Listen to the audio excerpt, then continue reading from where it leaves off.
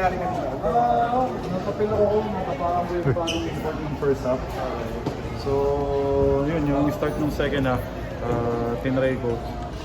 So, masakit eh, kaya sabi ko, hindi ko na, okay na ako. Hindi ko napipilitin. Kasi tinry ko mag-up and down.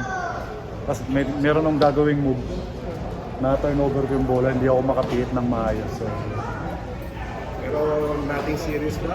hindi naman kasi meron naman akong mga tapilok talaga na sobrang sama at mas masama pa dito. Kaya okay lang, may pain lang talaga kasi tumatanda na rin tayo. So yun yung pinaka-crucial dun kung paano ko siya i-handle ngayon. Buti na lang, parang may 1 week yata going to the next game, so at least makakapagparehab pa ako ng maayos. Pero di ka naman si-sit out dun sa out of town yata yung... Yeah, hindi naman. Kasi nakausap ko naman na yung PT namin. Kaya naman daw may habol this week yung ano. Alright. Sorry guys, thank you. Ano ba sa batang gamit mo? Yung PG, 5 na ano. Pero kasi natapakan ko yung paano import, kaya rumulo yung pa ako.